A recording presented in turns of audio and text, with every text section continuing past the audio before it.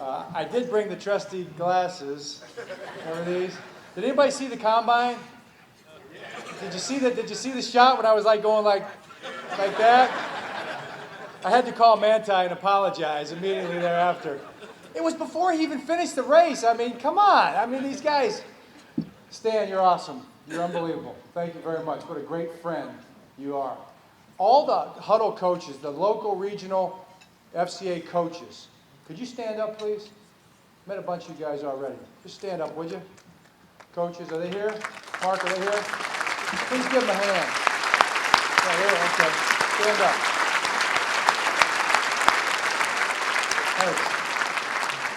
Because that's where the real coaching is done. You know, it's not done in the National Football League. It's not done in Super Bowls. The real coaching is done right on the level that we're talking about right here. Thanks, Mark, for what you're building. And it's done through FCA. It's done through sports a lot of times. It's done through a lot of things. It's done in schools, it's done in classrooms. But man, it's done in sports so much. So many things in our society have been, I guess, foreshadowed by what's been accomplished in sports. In relationships, right? People coming together and are just people growing together. When I was in high school, the Super Bowl is incredible in the sense that they go back and they like search your past. I think it's like running for office or something like that. And they delve into your deep, dark past to find out what they can find out. You know, what do your high school buddies say about you? And there was this one guy named Greg Arrington, who I remembered. Greg Arrington, we played high school together. Our team was about half and half, kind of a mixed race team. Greg was from, as he says, the other side of the tracks. I know we were both from the other side of the tracks, as I remember it. But I had a car, Jim and I had a car. It was an old 65 Comet. Remember the Comet, you older people? It was like a light brown color. Our friends called it the Vomit, okay? But it was a great car, but we were the only one that we had a car. So I didn't know this, but Greg, he went on to Eastern Michigan. I knew he went on to Cornell. Okay?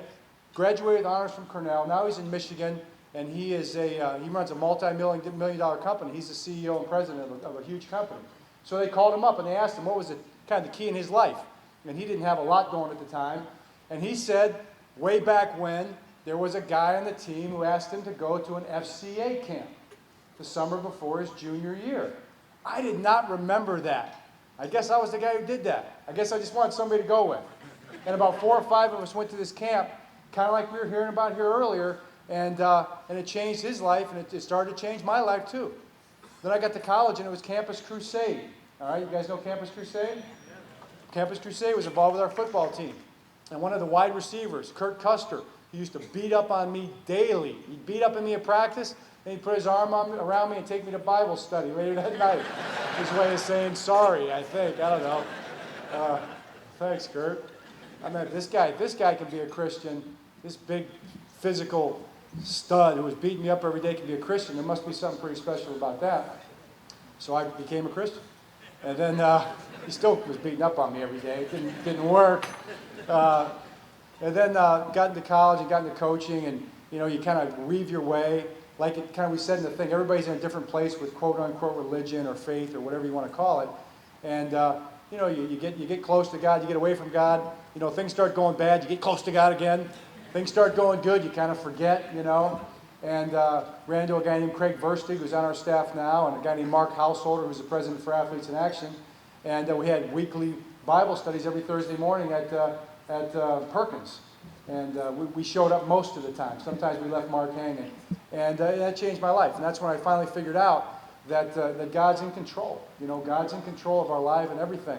And for whatever reason, that journey landed in the Superdome, with the lights out, kind of like this. What happened to the lights, by the way? Stan, I knew you were going to do the little trick, but they didn't tell me it was going to be permanent. It's about how long it lasted, too. I'm going to try to do a lot better than I did after the lights went out in the Superdome. Oh, my God. Can you believe that?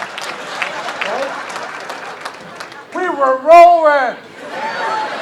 Okay, Jacoby takes the thing back, and all I could think of is 29 more minutes. Let's get this thing over with, okay?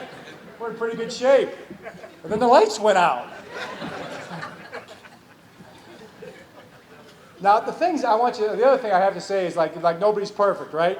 So this journey ended, and it was an amazing faith journey that I just want to kind of share with you a little bit. And then Mike Kensel from the NFL comes over, and he starts explaining things to me, I did lose my poise there a little bit.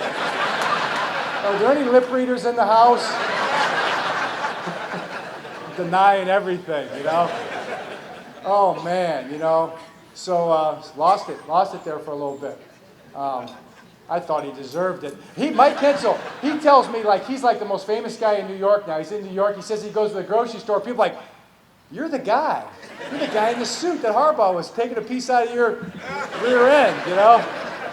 Yeah, that's me. He's kind of proud of it, I think. But it's amazing what happens, and it's amazing what we went through, and it's amazing what we experienced. It's amazing that what a little bit of faith can do with a bunch of guys on a football team or in life or whatever it is, when guys start caring more about each other than caring about themselves. And it's kind of a crazy thing because football and sports, I mean, you know, it's money and there's a lot of attention and those kind of things that can derail teams. We told our team midway through the season that the one true champion will be crowned. And it will be the team that overcomes adversity better than any other team in the National Football League. It won't be the best team. It won't be the best team on paper. It will be the team that plays the best, okay? The team that plays the best together, and that's what our guys did. And that was the most amazing, wonderful thing. We also got a great coaching job out of our tight ends coach, a guy named Wade Harmon. Now, Wade tells me he's here. Where you at, Wade? Stand up. There he is right there. Wade Harmon. Incredible job. Wade's a strong, quick Christian, and he's in chapel every Sunday before the games. Dennis Pitta, Ed Dixon, and Billy Badgema. Those are his guys. Billy Badgema might be the best Super Bowl story of the whole week, okay? So Billy's just the nicest guy. He's a strong Christian, got a family and everything. I heard a story that Billy, once we got back to the hotel, and I heard, and this is just flying into the New Orleans, I heard we had an injury already. It's like, you're kidding me, what happened? Billy Badgema hurt his head. He might have a concussion. He might be out. I cannot imagine what happened. He hit his head on the doorway coming out of the plane, okay? So I asked Billy, it's a big deal coming out of the plane, right? The cameras are on you. Did you notice we were suited up with ties? Yeah? Looking like we had a little bit of class, okay? Sometimes it's more important how you look. And so I said, Billy, what happened? He goes, yeah, well, he goes, Coach, I was coming off the plane and I thought I ducked low enough, and I just banged my head against the side of the plane. He said, but it was okay. I looked around, and nobody saw me, so it was cool. Like, Billy, there were 100 cameras out there right in front of us. Everybody saw you. Billy played pretty good, though, huh, Wade? He got after people. So just an amazing journey. And I guess what you do is you say, okay, how did it happen? How did we get there? How did we get to this point? And you go back to training camp. You go back to when we first started the season. And we talked to the guys about, the one phrase we used was, the days are long, but the years are short, okay? And all of us who are getting a little older, we can all vouch for that, right? Doesn't time just accelerate, okay? And we talked to our team at times about moments and eternity and all those kind of things. Believe me, these guys are deep thinkers. Football players got to be smart, especially offensive linemen. So Matt Burke and I usually have most of these conversations. But some of the other guys are somewhat interested. And I'll tell you, Ray's a really deep thinker, and Ed Reed and stuff like that. But anyway, so hey man, how does all this stuff work? What's important in life and what really matters, and those kind of things. Those are the kind of things guys talk about. And you experience them in football or any sport, maybe any endeavor that's important to you, your professional life. You experience these things. This is what life is, okay? All right? The day in New England, the moment in New England, the split second in New England when we dropped the game, so to speak. And it's funny, I went back and watched that play after the Super Bowl, or after the New England game, before the Super Bowl, in that 2-week interval, and watched the Lee Evans play. And you know what? He didn't drop that pass. He did not drop that pass. I thought for a year that he dropped it. That ball got knocked out. All right, the player from New England made a great play. All right, that's just what happened. And Billy went out there kind of rushing, tried to make it, and he hit it a little too hard, and he pulled it. That's what happened. And like Ray Lewis said when he got in the locker room, he said, God makes no mistakes. We were devastated. We were like, you at home watching on TV were like, right? Baltimore, it was like silence, okay? What just happened? How do you describe it? How do you explain it? Put your arms around it. We were that close. We were that close. That moment, that split second from the Super Bowl. And we weren't. We were going home. Like an eternity. And we'll live with it. I mean, you live with it forever. Okay, that's what. And then you go back 5 years before. All right, you start getting to know these guys. And we talk to the guys about building a foundation, and that we're going to sink the roots deep. We're not going to build our house on sand. We're going to build it on a foundation of bedrock. We're going to sink the pilings deep in a foundation of bedrock, and we're going to do that every single year. We talked about the Nehemiah story, okay? You all know the Nehemiah story, or some people know the Nehemiah story? All right? It goes back and builds the wall around Jerusalem, around the temple. All right, we're going to build a wall. And when you build a wall, you're going to come under attack. It's going to be a lot of hard work, and there's got to be a lot of cooperation and obedience and courage and strength and all those kind of things. And it's going to take a shovel, but it's also going to take a sword because you're going to come under attack. So we had a shovel and a sword in Oakland in 2009 when we finally made the playoffs. You know, the shovel to do the work and a sword to fend off our enemies. Isn't life like that? You got to do that, man. There are enemies in life, and there is work to be done. Okay, so that was going to be important. Talk to him about David's mighty men. And we had great generals on our team. Great people that know how to lead. Guys like Ray, guys like Joe, guys like Ray Rice, who also understand how to follow. You can't be a great leader unless you're a great follower, right? All right, David was a mighty king. He was also a great follower. He's a shepherd. He's following orders. He's out there tending to the flock. All right, it wasn't a very important job, but it was his job. So it was the most important job. And along the way, God taught him how to handle the weapon he was going to need to conquer the biggest enemy in his life. And then there were other enemies in his life too. But what he did was he put together a group of 33 men. And they were his mighty men. He called them his mighty men. You know? Why couldn't our team be mighty men for one another? 53 leaders, 53 mighty men. So we had sweatsuits made up and T-shirts. Guys like sweatsuits and T-shirts. You know? I'll be a mighty man if I get a sweatsuit. Wear with pride. You know? Coaches got sweatsuits too, right? Wade sweatsuit standing there waiting for him every morning. He wears it every single day. You know? And you start taking pride in that kind of stuff. So we had these journeys, man. 2008, we make it to the championship game. And we block a guy out of bounds late. We don't find a way to win the game. A game we really didn't deserve to win, but we could have won. And we weren't in the Super Bowl. Then the next year we go 9-7. We fight our way back in there. And if I recall right, we go to Indianapolis, okay? And we get beat. We got a lot of bad calls in that game too. Not making it, just saying, as Rex would say, just saying, you know. Okay, the next year we battle our way back, and I think we went 11-5 maybe the next year, or 12-4. Went 12-4 maybe the next year, and we're good. We got a really good team. Okay, we go to Pittsburgh and we're up 21-7. All right, we're getting after these guys. Yeah, I hear you. It lasts for eternity, right? It never goes away. And we turn the ball over 3 times in the third quarter. We hadn't done that all year. And we lose the game, and our guys are mad, you know, at each other. We're all mad. All right, but we fought our way back. We got past it. We fought our way back. We're going to that 4th year. That was 2011. And we have a good team again. We beat a lot of good teams. We lose to some not so good teams, didn't we? Went on the road. Hey, good, buddy. Good to see you. And we're trying to figure ourselves out. And we beat Houston. We find a way to beat Houston. They're pretty good. Jacoby Jones helped us out, if you remember. Thanks, Jacoby. We didn't have a deal. He did pretty well this year, didn't you, Ray? Coming back. So we beat Houston. We go to New England and we play a really good game. We fight like crazy. It's so hard to win in New England. Okay, they're good. We fight. Comes right down, and there we are at that moment when Ray says, "God makes no mistakes."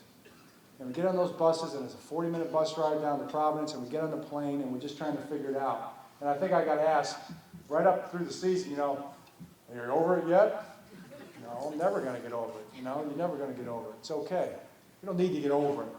You know, 100% pain, 100% moving on to the next, 100% proud of our guys. Because I was so proud, so genuinely in awe of our players in the locker room after that game. And I told a bunch of people after the game, I had a peace that surpasses all understanding.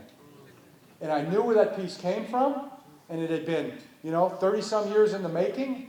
And God had all those challenges and obstacles and moments with people and the different things and the lessons that had been taught were there for that one moment. So, as a leader, I could walk in that locker room and handle that the right way. In other words, I didn't handle it. God handled it. God spoke through Ray. God spoke through me, our demeanor, and our players. Whatever happened, it was beyond us. You couldn't think of what to say. Who could think of what to say in a moment like that? And we just went right back to work. And then look what happened this year with our team, okay? The days are long, but the years are short. So we go into training camp, and I want you to know, our guys can vouch for it. The days were long in training camp. And we worked. We worked as hard as we've ever worked, okay? You got to work hard to be good, right? You got to start digging, all right? Things don't just happen, all right? The course may be, the final destination may be charted. I'm really not sure how all that works. I do believe God is in control. I think He's driving the car. I think He's got the plans in store for us. He's getting us ready for something glorious, something incredibly glorious He's got in store for us, right? But He expects you to pick up that shovel and go to work. And He expects you to get that sword in your hand and fight off the enemy when you're supposed to, all right? And He's fighting, all right? It's a two-edged sword. It's the Word, okay? And it's everything else, and just things we don't even, I don't claim to understand. But I know one thing, I can get up every morning, I can go to work, okay? And that's what our guys did. And then we had situations. Pernell McPhee loses 3 family members in a 6-month period, all right? 2 of them were murdered, all right? So he goes through that, loses his surrogate father to a heart attack, the man that basically raised him, okay? Other things were going on with different guys. And then we go to play New England Sunday night. We're playing New England, all right? Oh, that's right. That's the one that's been sticking in our craw for about 7 months. We're going to play New England. Get a phone call at 1 o'clock in the morning. And you know the call I'm talking about, right? Torrey Smith. Okay, Torrey Smith. So I go down and meet Torrey in the lobby of the hotel, in this little room they had back there, and he's in a bad place. He's just trying to figure it out. And his fiance's coming down, and his brother's coming down, and they got there, and then all of a sudden Torrey's got to be the strong one for his brother. And his fiance was great too. And he's going to get in the car and he's going to drive himself down to go see his mom. Say, no, we got to drive. We'll have someone drive you, Torrey. So he goes down. I don't know if he's going to play or not going to play. He really didn't care. Well, I was kind of hoping he would play. And I don't know why. I just thought he would play, though. In all truthfulness, I really thought he would play. But I didn't know. How do you know? And then he comes back about 4 o'clock for the pregame meal, and he tells me he's going to play. And he goes in the chapel, and I guess they had an unbelievable chapel where they all got in a real tight ring. All the guys in chapel. I go to the Catholic Mass, and so we kind of split it up. So I'm not in the chapel. And they had a tight ring together, and they prayed about it. And then Torrey told me right before the game that he really wasn't sure in the locker room. Okay. So then we go out for pregame, and here comes Torrey, And I was happy that he was going to play, but I just admired him, And I just knew that something powerful was about to happen. You just knew something amazing was going to happen. And then he goes out there and just lights it up, okay, for the whole world to see. The things that God's got in store for us are glorious beyond our wildest dreams, beyond our imagination to even think of them. What's going to happen after this life is over? Who can even imagine these things, right? Oh, the Bible tells us a little bit about it, right? It says it's beyond our ability to even imagine or dream. Can't wait. Well, there's no hurry. But that's going to be cool. But we got some business to tend to. So we go through the rest of the season, and we hit that skid that Stan just couldn't wait to talk about tonight, Stan comes over with the microphone of the Denver game. We all saw it. We're going back down the field. It's about to be 10-10. 10-7. It's about to be 10-7. That's where we haven't scored yet. Boom, boom, boom, right down the field. I'm the one that said, yes, it's my fault. I'm the one that called the play to run up there and run a play real fast, okay? So we run the play real fast. Boom. Took about that fast. And Joe was just running, laying on the ground. And Stan comes over like, Coach! Stan was the other Denver game that was below 0. It was like 60 degrees that day. He's shaking like a leaf. No, Stan, I wasn't real happy with that play. Not exactly what we had planned. And I'm ashamed to admit, we talked in the locker room, talked to our guys about fighting and all that. And you know what? We're not going to win this game. I hate to admit that. I felt right there that we were not going to win that game. You know, third loss in a row after 2 tough overtime losses. But still, in my heart, and I would say the heart of our team, what Stan's talking about, nobody doubted. Nobody. We had a little bit of that, but for the most part, everybody got in that locker room and said, "Hey, everything is still in front of us. Every goal, everything that we want, everything we aspire to, is still right there in front of us. We can accomplish anything. Okay? It's only going to make it more glorious. It's only going to be more apparent." I'm talking about the Christian guys. We're talking about this. It's only going to be more clear that no man can take the credit for what's going to happen. That's what Anquan Bolden was talking about, okay? Matter of fact, we started texting back verses. And one of the ones that came about was Joshua chapter 1. The whole Joshua book is kind of amazing. But Joshua chapter 1 talks about, I read it, and I texted it to Anquan, and Anquan knew it right away because he'd been reading it, okay? And it was, basically, it says this. It says, Joshua's about to face overwhelming odds, right, with his army, okay? And it says, be strong and courageous, right? And what does it say right after that? It said, be very strong and courageous. And then later it goes on to say, be strong and courageous. That's a command, right? That's what God calls us to do, man. There's a certain toughness that goes with that. Because the victory is going to be yours. And the other thing that's in chapter 1, it says be obedient to the last letter of the instruction of the command. Be obedient, okay? Whatever that means. So we shared that with our team, you know, and it was kind of from a coaching perspective is what it was. Be strong and courageous and be obedient. What does that mean? Be obedient to what you're supposed to do. Do your job as well as you possibly can. If your job is to reach block the 3 technique, then take the right footwork and reach block the 3 technique, put your head in your hands where they're supposed to be, get yourself in a good fit pattern or pad, and knock that guy off the ball. That's your job. Be obedient to that. You don't need to be concerned with what the wide receiver's doing or what the quarterback's doing. Is that your job? Did God say, or did anybody say to you that you need to complete the pass for a touchdown? But so many times we want to get wrapped up, don't we? In everybody else's job. Right? It must be somebody else's fault. And what we forget to do is our own job. And we told our guys, the only thing you're going to be asked to do is your job. And that's the one you will be held responsible for. All right? But our guys already knew that. It's not something we had to change. Our guys were already thinking that way. Jim Caldwell helped too, by the way. That was good. That was a powerful thing. Jim and Joe had a great relationship, but so did Jim and Cam. All right, and there's 2 sides to every story. And Cam Cameron is a great man. Cam Cameron helped us get to where we were at that point. He had sunk the pilings deep, part of that foundation. And he'll be a part of this championship as much as Jim or Joe or anybody that's part of that whole thing, okay? But that was the way it was supposed to go. For whatever reason, it was there. I just knew that was the thing that was supposed to happen. And Cam and said he agreed, okay? And that's, to me, God works that way, okay? So when things happen in God's time,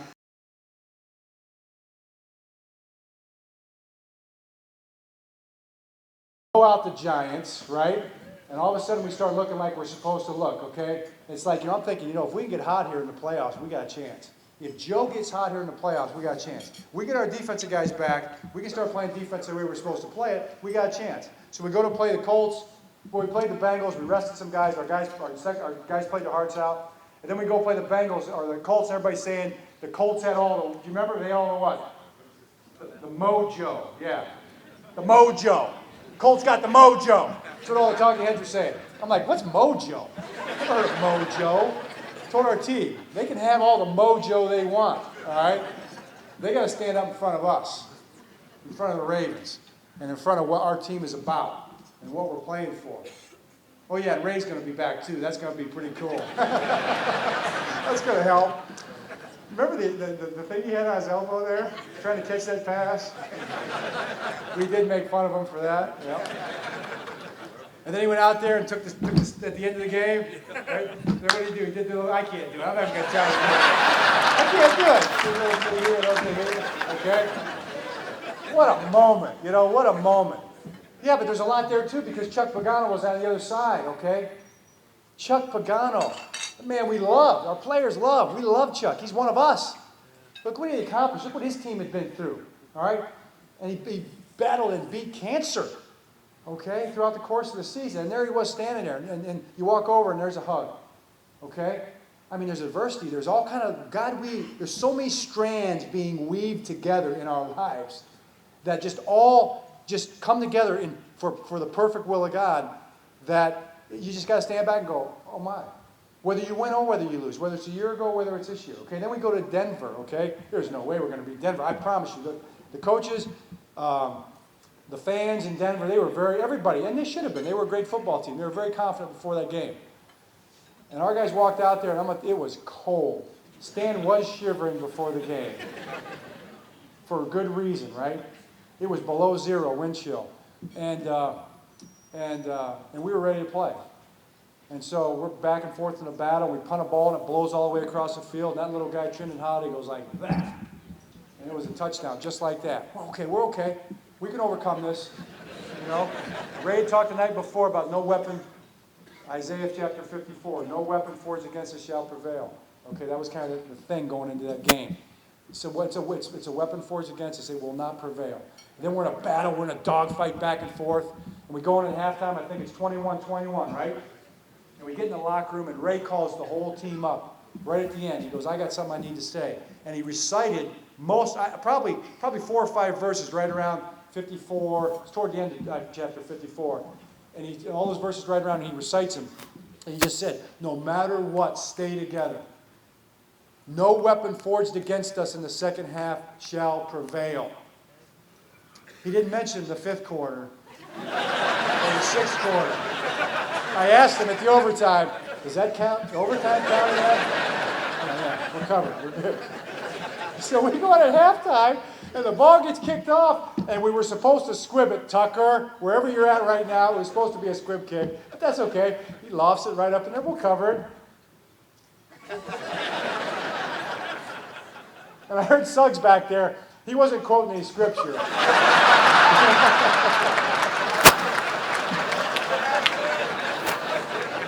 So he says something along the lines of, so it's going to be this kind of game, all right? You know, and basically whatever it takes, it's going to be all right. But our guys just fought, you know, they just fought like crazy. And so it's 35-28 with 39 seconds left in the game on our own, 30-yard line or so. Flacco drops back to pass. He steps up. He scrambles to the right. He lets it fly. And I'm standing there on the sideline, and I'm like, what are you doing, Joe? You know, all we need, I figured we get 2 completions. We get down within a little bit to 30. We got a chance at the end zone. We got time for that, right? I know we had no timeouts, but we've been practicing this. There it goes. Then I just looked, and I saw the safety was out of position. You know. And all of a sudden, the sideline starts moving out onto the field, so I got to move out of the field to see.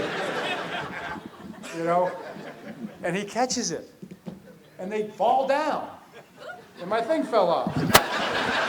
Is this going to work? This going to work? I'll just use this right here.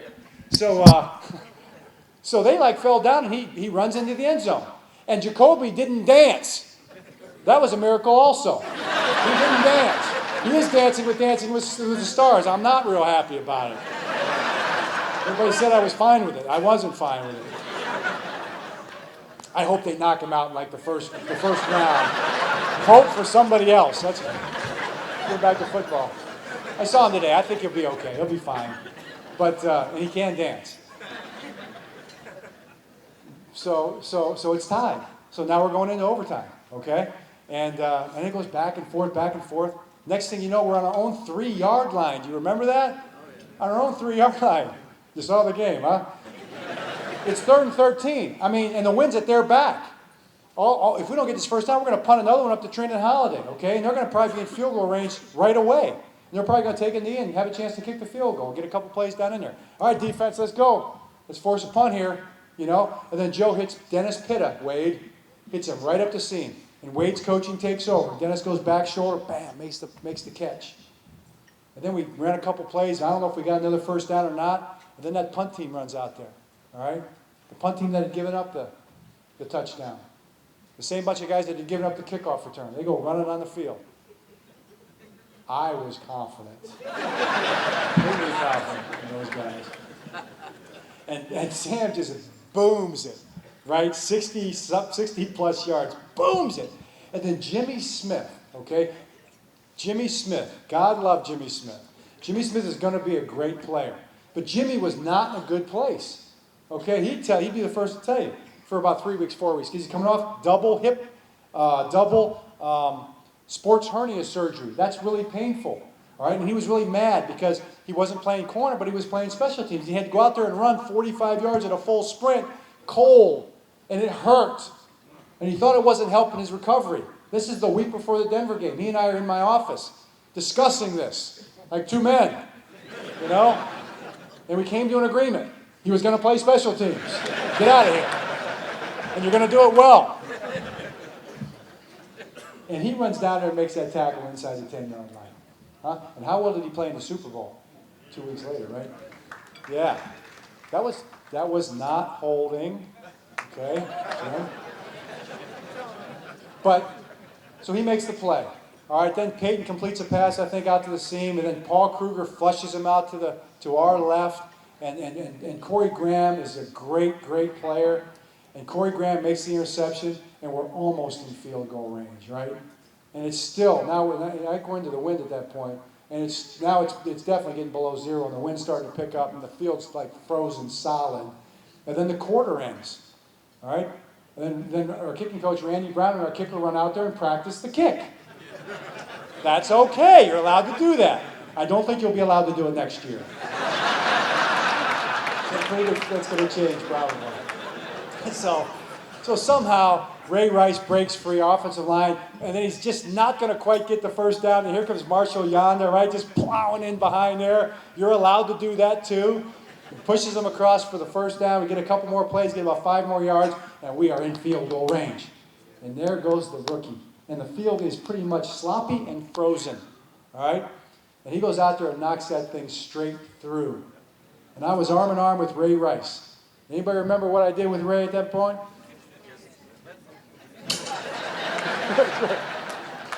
You know, what a moment. What a moment. And that locker room afterwards was incredible. Steve Bisciotti sent a text. They actually sent a text. You probably saw it. He sent a text during the game about how proud he was of the team. And it wasn't contingent on winning and losing. See, that was what was so incredible. You know, that was. It's all interweaved in there. Somebody's going to figure this all out someday. It's all twined in there. It's not the outcome that we're talking about. It's the journey. It's the way you handle it. It's the way you handle one. It's the way you treat one another through all that. That's the victory, right? The victory's already been won. All right? In this room, we understand what that means. All right? The victory's already been won.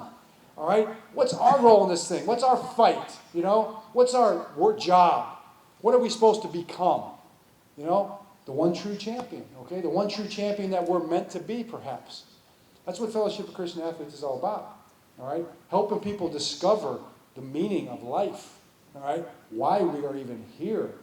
If somebody's got a better explanation than Christianity, I haven't heard it yet. All right? And I'm pretty sure it doesn't exist. Matter of fact, I'm quite certain it doesn't exist. All right? Intellectually, it makes perfect sense if you think about it. If you really think about it, how else could it be? All right? You're going to tell me all this was created just out of that? That takes a little bit of faith to believe that. I don't have that faith. All right? Okay, so you try to figure all this stuff out, and now we're going back to New England. Wow. And we told the team, Jim Caldwell's idea. He had used it a couple years before, and I thought it was great. He said, tell them before the Denver game. Tell them if we beat Denver, we're going to the Super Bowl. I said, okay, I'll try. Guys, if we beat Denver, we're going to the Super Bowl. All right, now we had to prove it. But you know what? I believed it. And every one of our guys believed it. Every one of our guys believed it. We were going to the Super Bowl. We just had one thing to take care of on the way. All right, it was up in Foxborough. We'd been there before. And that plane touches down on Saturday before the game, you know, and the buses pull up there, and you got into the buses, and it was, the days are long, but the year was short. That's what went through my mind. That was just yesterday when we pulled into that same airfield and got on those same buses and went to that same hotel to go to that same stadium. It was yesterday. But look how far we had come down the road that we were supposed to travel. Here we were, right back to that same crossroads. Are you kidding me? Who writes this stuff? You wouldn't believe it. If it was a movie, would you believe it? Would you believe the story of the Baltimore Ravens if it was on Disney? Remember the Titans and the Giants and all the little Giants and whatever? You know, I'm like, oh yeah, well yeah, I guess that's a great story, but that could never happen. I'm telling you, man, God writes the most amazing stories that could ever be. And here we were, and our guys knew it. Our guys just knew it. We were going to win that game. We go out there, and then Bill says, he goes, you know, well, maybe we should just skip the handshake after the game, you know. And, you know, he's a great guy. It's just got his way. His way of making sure that we have a good handshake after the game. So I'm like, well, Coach, I don't know, man. Maybe we should. I think we can handle it. I think we'll both be okay. You know, I'm kind of saying, I'll be okay, Coach, if you win the game. I'm pretty sure he expected to win the game. In my mind, I'm thinking, are you going to be okay? Are we going to be okay? You know? Because I'm coming over to shake your hand. And he was brilliant. He was great. So yeah, so we're gonna get after these guys, okay? First half, Stan comes over. How's it going, Coach? What did you say? I can't remember your question. You know. He said, "You gotta be pleased. You played this bad. And you're this close." That's exactly what he said. You gotta be pleased. You played this bad. It's this close. It was like a light bulb went off my head. I think that's the halftime speech right there. So we walk in at halftime, and our guys were legitimately really ticked off. They were ticked off at themselves, and they were ticked off at one another, and it was not the best locker room halftime we've had all year, all right? And I talked to Coach Caldwell at the end of the second quarter about opening it up a little bit. You know, we've been playing a pretty straight-laced, you know, kind of a